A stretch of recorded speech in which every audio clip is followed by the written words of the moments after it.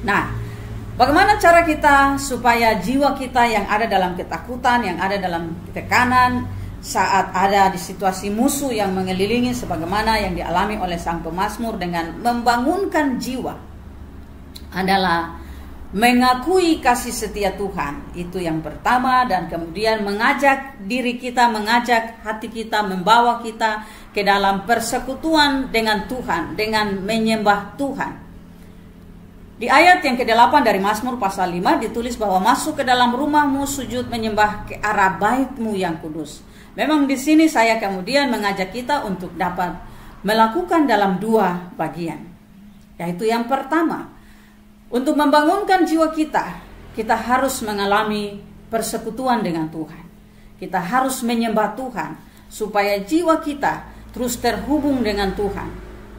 Baik kita pergi ke bait Allah, artinya kita pergi ke dalam persekutuan-persekutuan yang kelihatan. Kita pergi ke gereja, kita pergi ke perkumpulan-perkumpulan persekutuan rohani, supaya ke dalam jiwa kita memperoleh kekuatan, dan jiwa kita itu hidup dan bangun, sadar. Jiwa kita itu sedang ada bersama dengan Tuhan, tidak tertidur dalam ketakutan atau tidak ada dalam situasi lemah, karena kita sedang terhubung dengan Tuhan, bersama dengan orang-orang lain, bersama dengan orang-orang lain yang memuji Tuhan, yang juga mencari Tuhan, sehingga kita tetap mengalami kekuatan dengan Tuhan di dalam jiwa kita. Yang kedua, kita juga secara pribadi menyembah Tuhan.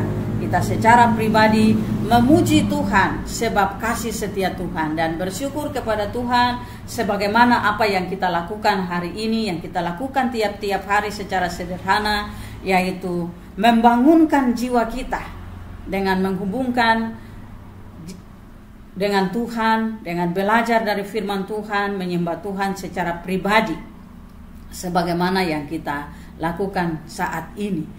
Yang kedua, bukan hanya pergi mengalami persekutuan dengan Tuhan, bukan juga hanya kita menyembah Tuhan seperti ini, tapi kita juga harus belajar mencari nasihat. Kita juga harus belajar memberi nasihat. Kita juga harus belajar menerima nasihat terhadap hati kita, terhadap diri kita, sehingga roh kita maupun akal pikiran kita itu benar-benar dihidupkan, diberi kekuatan. Karena kalau iman kita itu kita berdoa dan percaya Tuhan, tetapi kalau pikiran-pikiran kita masih ada ketakutan, maka kita juga akan seperti terombang-ambing antara menaruh harap kepada Tuhan atau takut dengan kenyataan-kenyataan, karena antara pikiran dan roh kita itu berbeda. Nah, sehingga saudara-saudara, doa, puji-pujian, penyembahan menjadi kekuatan roh kita kepada Tuhan, tapi Alkitab juga mengajar kita untuk tidak hanya saja memberi kekuatan kepada roh kita, tetapi ke dalam hati dan pikiran kita juga. Nah, ini saya lihat di dalam Mazmur pasal yang ke-16, di Mazmur yang telah kita pelajari, yang sudah lewat di Mazmur 16 tentang bahagia orang saleh. Di Mazmur 16 saya menemukan nasihat terhadap jiwa, terhadap diri kita, pikiran kita dan hati kita. Itu saya melihat pada ayat yang ke-7. Di ayat yang ke-7 dari Mazmur 16 ditulis demikian: Aku memuji Tuhan yang telah memberi nasihat kepadaku. Ya, pada waktu malam hati nuraniku mengajari aku. Nah, saudara-saudara, saya bayangkan kalau pada waktu malam hati nuraniku mengajari aku, sebenarnya ini maksudnya apa? Karena kalau malam hari itu sesungguhnya kita atau manusia sedang beristirahat atau tidur. Tetapi sang pemazmur mengatakan, aku memuji Tuhan yang telah memberi nasihat kepadaku. Ya, pada waktu malam hati nuraniku mengajari aku. Jadi dua hal, bagaimana supaya kita katakan kepada diri kita seperti yang dikatakan oleh sang pemazmur pada ayat yang ke-9, bangunlah hai jiwaku. Kalau tadi kita temukan dalam Mazmur 5 ayat 8 itu, membangun hubungan persekutuan dengan Tuhan, terhubung dengan Tuhan dalam penyembahan kita, dalam puji-pujian kita. Maka sekarang di Mazmur pasal yang ke-16 ayat yang ke-7 saya mengerti supaya kita membangun jiwa kita, kita tetap terus memuji Tuhan, lalu memahami bagaimana Tuhan memberi nasihat kepada kita. Dan ini pada malam hari, hati nuraniku mengajari aku. Nah, saya sekali lagi membayangkan kalau itu malam hari berarti ada dua kemungkinan. Kemungkinan yang pertama adalah di waktu teduh, di waktu tenang, di waktu istirahat, kita melakukan perenungan, kita melakukan pembelajaran secara pribadi di waktu kita itu dengan Tuhan, sehingga Tuhan yang memberi nasihat terhadap hati nurani kita, kita terima nasihat Tuhan itu sebagai pengajaran yang masuk ke dalam hati kita. Itu secara sadar kita melakukan perenungan-perenungan secara khusus di waktu istirahat kita, di waktu tenang kita kepada Tuhan. Nah, karena itu saudara-saudara, saya juga kemudian melihat bahwa kalau orang-orang yang bilang kami tidak punya waktu untuk belajar tentang firman Tuhan, kami tidak punya waktu untuk bersekutu dengan Tuhan, kami terlalu lelah, kami terlalu capek, maka mari kita belajar bahwa ada waktu yang harus kita berikan bagi diri kita sendiri untuk mendengarkan Tuhan memberi nasihat pada kita. Dan waktu itu, di sini kita belajar, waktu itu adalah waktu malam hari.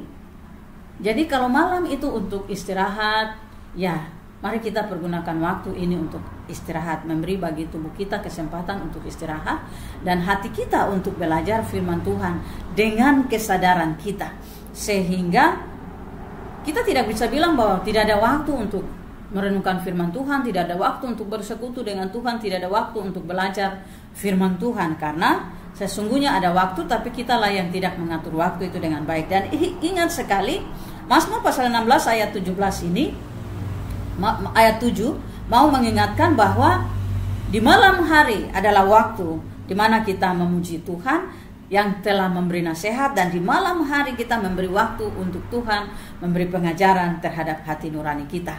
Nah, itu bagian pertama dalam kesadaran dan perencanaan yang kita buat sendiri. Tapi saya juga membayangkan mungkin di malam hari saat kita tidur, saat jiwa kita tidak menyadari apa-apa, Tuhan berbicara dengan hati kita. Karena itulah pentingnya doa sebelum kita tidur dan sesudah kita bangun. Itu yang saya pahami. Mengapa?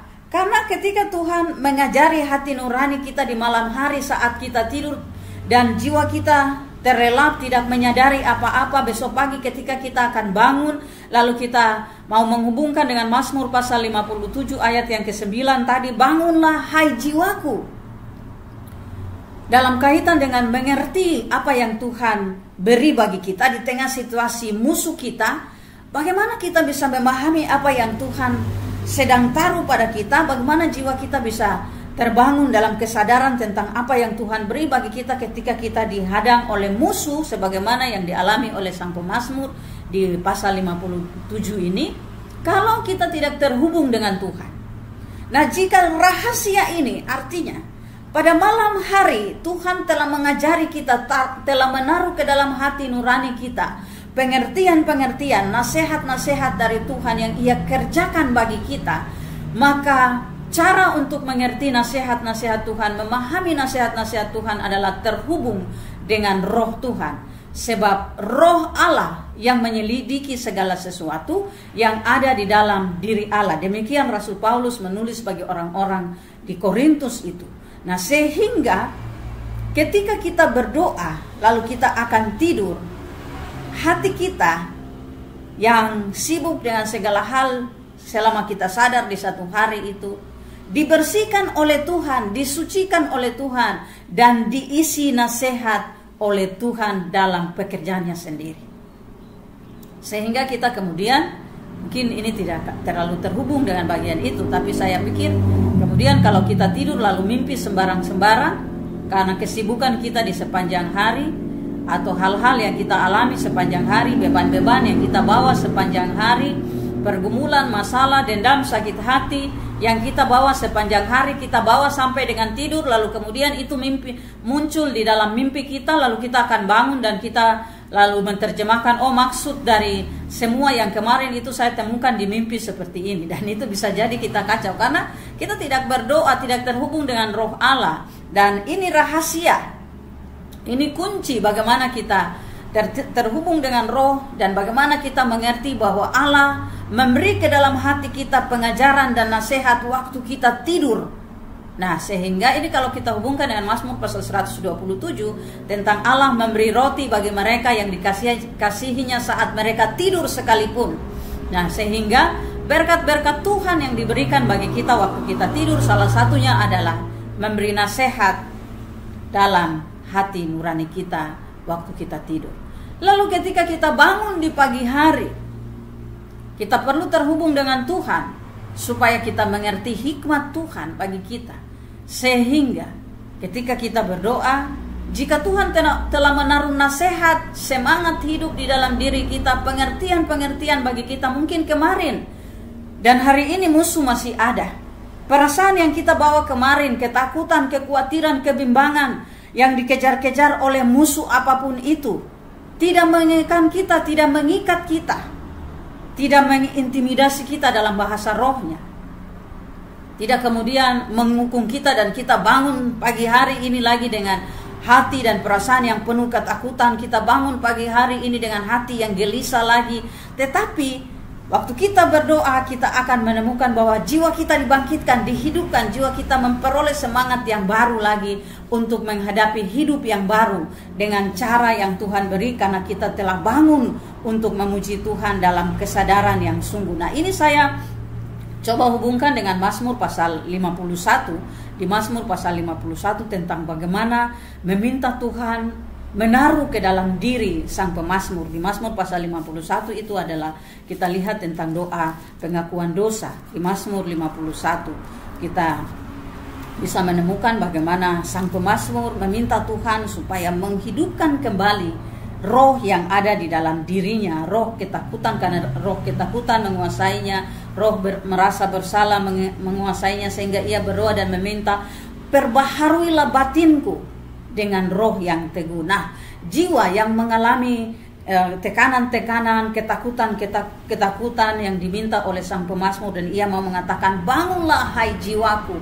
Kalau kita berdoa di pagi hari, kalau Tuhan telah memberi pengajaran dan nasihat kepada kita waktu kita tidur, lalu kita minta kepada Tuhan, berilah ke dalam batinku roh semangat, berilah ke dalam batinku roh kekuatan, sehingga kita akan bilang, lengkapilah aku Tuhan dengan roh sukacita, bangkitkanlah kembali padaku kegirangan yang ada padaku. Itu fungsi dari berdoa di pagi hari, sehingga kunci yang telah kita terima, rahasia yang kita terima tentang bagaimana membangunkan jiwa, membangunkan kekuatan yang ada di dalam diri kita.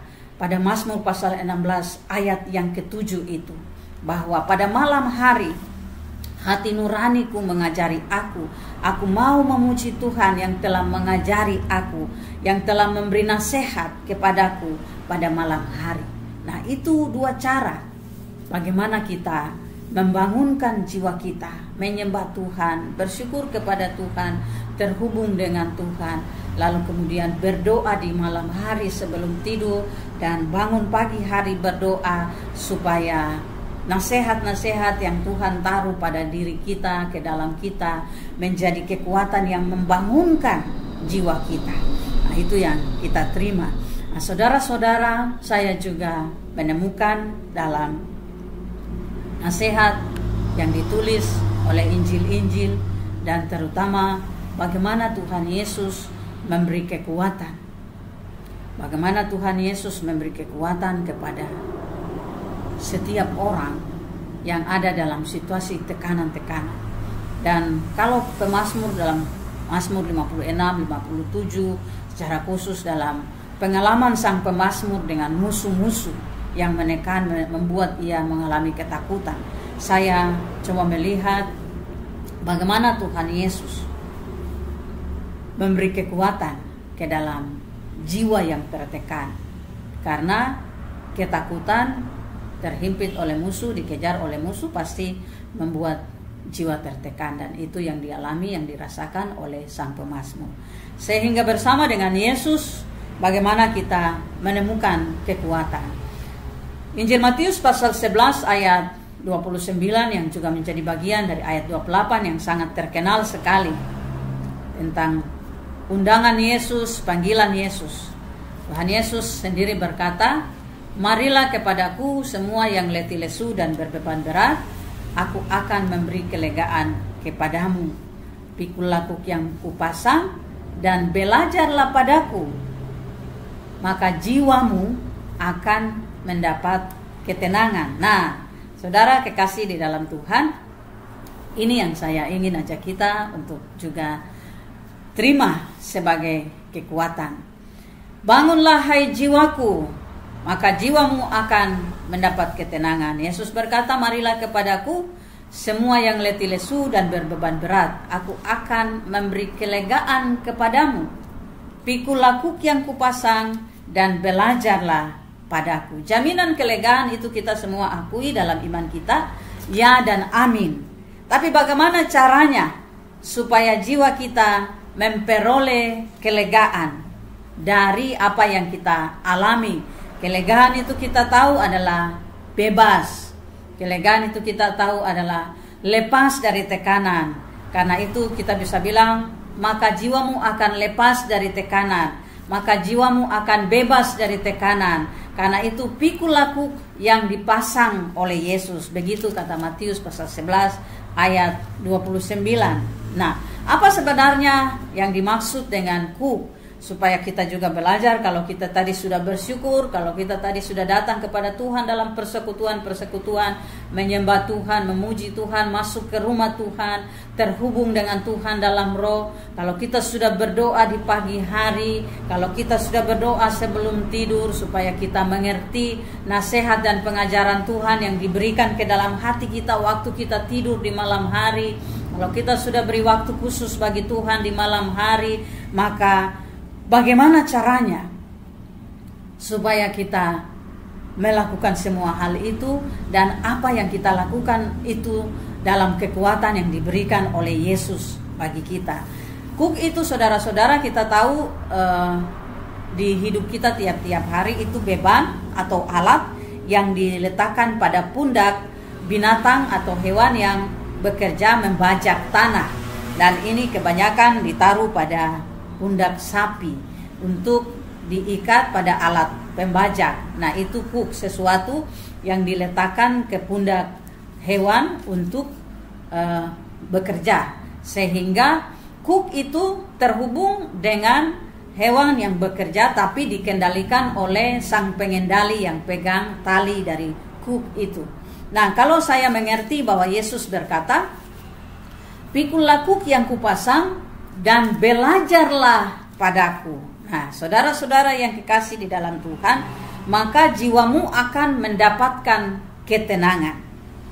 Sekali lagi, terhubung dengan Tuhan, melakukan apa yang diperintahkan oleh Tuhan, kita harus mengakui bahwa ini bukan hal yang mudah. Misalnya, kita diajak atau kita sedang mencari persekutuan dengan Tuhan untuk jiwa kita yang tertekan karena musuh kita. Kalau sang pemazmur bercerita tentang Saul yang mengejarnya, Saul yang adalah musuh kita, maka kita belajar kembali lagi bahwa Saul adalah raja dan Saul juga adalah pimpinan dari Daud. Tapi kenapa Saul memusuhi Daud? Karena ia punya rasa iri hati. Nah, ini yang mau kita belajar, bahwa di dalam hubungan kekeluargaan, di dalam hubungan persahabatan, di dalam hubungan sosial kita, pasti kita punya musuh. Dan musuh ini bisa jadi orang yang dekat dengan kita, orang yang iri hati dengan kita. Nah, lihat dari cerita Raja Daud atau Mazmur 57 ini, Saul dan Daud, mereka adalah dua orang yang punya hubungan sangat dekat. Sehingga ketika kita minta Tuhan melindungi kita dari musuh kita sedang tidak ada dalam peperangan seperti Saul dan Daud, atau yang terang-terangan baku kejar-kejaran dan mau membunuh, Saul mau membunuh Daud secara fisik. Tapi di pengalaman hidup kita punya musuh. secara diam-diam ada orang yang iri hati terhadap kita, ada orang-orang yang tidak suka kita, dan seterusnya.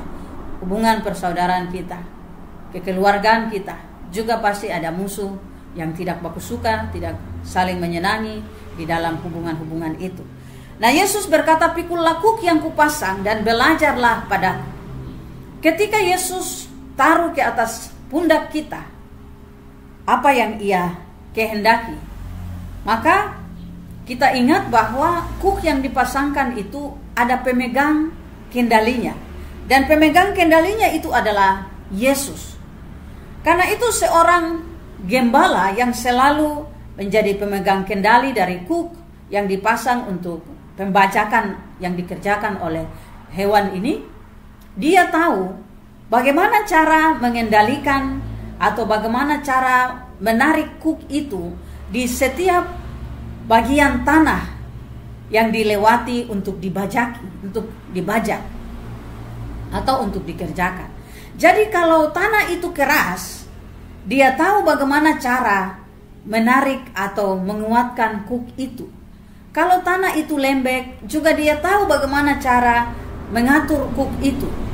Nah, itulah maksud kalau kita belajar di bagian ini, "Pikullah kuk yang kupasang dan belajarlah padaku." Maka kita akan menemukan bagaimana Yesus meminta kita untuk percaya bahwa apa yang Ia taruh kepada kita sebagai tanggungan untuk kita pakai, lewati, jalani di dalam hidup kita yang sedang kita kerjakan di dunia ini, Ia sendiri sedang mengontrol dan mengendalikannya. Sehingga ketika situasi itu kelihatan keras, batu-batu atau berbatu, tanahnya keras sekali, maka jangan khawatir, kita tetap percaya bahwa Yesus sedang memegang kendali dalam hidup kita. Ia tahu kemana Ia akan mengarahkan kita. Ia tahu bagaimana cara untuk menolong kita melewati atau mengerjakan keadaan di mana situasi itu keras, di mana situasi itu sulit. Ia tahu bagaimana menolong kita untuk itu. Nah, itu yang kita lihat. Bagaimana jiwa kita mendapat ketenangan, bagaimana jiwa kita bangun, bagaimana jiwa kita bangkit kembali. Sehingga di Mazmur 57 kita lihat sang pemazmur yang mengatakan, "Bangunlah hai jiwaku." Ketika kita sudah pelajari bagaimana jiwa kita dibangunkan, tapi kita menyadari bahwa ketika kita bangun dan menghadapi situasi hidup yang keras, situasi hidup yang sulit, situasi hidup yang berat bagi kita, tapi kalau kita ingat bahwa Yesus sendiri berkata, "Pikullah kuk yang kupasang dan belajarlah padaku," maka jiwamu akan mendapatkan ketenangan dalam menghadapi situasi itu. Ini yang kita harus pegang dan yakini. Nah, itu. Waktu kita melewati situasi hidup yang enak, yang menyenangkan, yang tidak sulit, kita juga jangan lupa bahwa Tuhan sedang mengendalikan hidup kita. Tuhan sedang mengarahkan hidup kita. Tuhan sedang mengontrol hidup kita. Tuhan tidak melepaskan kita di situasi yang kita senang itu, sehingga kita tidak lupa pada Tuhan. Nah, itu yang kita pakai untuk belajar dan menghubungkan Mazmur 57 dalam hubungan dengan bagaimana kita membangunkan jiwa kita di situasi itu, sebagaimana sang pemazmur mengalami situasi dikejar oleh musuh, situasi ketakutan, tapi ia mengatakan bagi dirinya, "Bangunlah hai jiwaku." Sehingga ketika ia bilang, "Bangunlah hai gambus dan kecapi, aku mau membangunkan fajar." Kalau kita hubungkan dengan Mazmur 16 ayat 7 tadi, itu benar-benar terhubung dan baik sekali. Karena ketika dia katakan, "Aku mau membangunkan fajar," ia sedang memuji Tuhan di pagi hari. Ia sedang bersyukur di pagi hari. Dan itu yang kita lakukan secara sederhana, berdoa di pagi hari, menyanyi di pagi hari, supaya hati nurani kita yang telah menerima pengajaran Tuhan itu terhubung dengan jiwa kita, lalu memuji Tuhan dalam sukacita dan syukur menghadapi musuh-musuh di sekeliling kita. Dan kemudian kita lihat itu lengkap di ayat 10 dan ayat 11 sebagai refleksinya, sebagai bukti ungkapan syukurnya terhadap pengalaman ia ada di situasi musuh tapi jiwanya tidak tertidur karena ia membangunkan jiwanya dalam hubungan dengan Tuhan. Dan beberapa yang telah kita pelajari tadi untuk terus terhubung dengan Tuhan. Sehingga kita juga akan berkata, aku mau bersyukur kepadamu di antara bangsa-bangsa. Mungkin bukan di antara bangsa-bangsa yang terlalu besar, tapi aku mau bersyukur kepadamu di antara saudaraku. Aku mau bersyukur kepadamu di antara keluargaku, di dalam keluargaku. Ya Tuhan, aku mau bermazmur, aku mau menyanyi bagimu. Lalu kita terus mengakui, sebab kasih setiamu besar sampai ke langit dan kebenaranmu sampai ke awan-awan. Ini mengajak kita, menghubungkan kita dengan Tuhan, bahwa tidak ada sesuatu yang dapat membatasi kasih setia Tuhan. Tidak ada sesuatu yang dapat mengurangi kasih setia Tuhan bagi situasi atau keadaan itu sendiri. Tapi kasih setia Tuhan yang besar sampai ke langit, kebesaran Tuhan yang besar sampai ke awan-awan menjadi bukti bagi kita. Ketika kita lihat langit, ketika kita lihat awan masih ada, kita ingat kasih setia Tuhan selalu ada beserta dengan kita. Nah, saudara-saudara yang kekasih di dalam Tuhan, bangunlah hai jiwaku. Bagaimana jiwa kita bangun? Hubungan dengan Tuhan terus kita bangun. Doa siang dan pagi dan malam kita bangun. Belajar bagaimana Yesus mengendalikan hidup kita, terus kita taruh di dalam pengertian kita. Tuhan memberkati kita, memampukan kita untuk sanggup hidup dalam kekuatan firman Tuhan, untuk menolong kita terus hidup di dunia ini. Sebab jika bukan Tuhan, maka kita tidak mungkin melakukan sesuatu yang baik. Sebab Tuhan Yesus sendiri berkata, di luar aku, kamu tidak dapat berbuat apa-apa. Tentu di luar Yesus kita tidak bisa sanggup melakukan hal-hal yang baik, yang benar, dan lebih firman Tuhan untuk menolong kita hidup dalam persekutuan bersama dengan Tuhan. Tuhan Yesus memberkati kita semua. Terima kasih.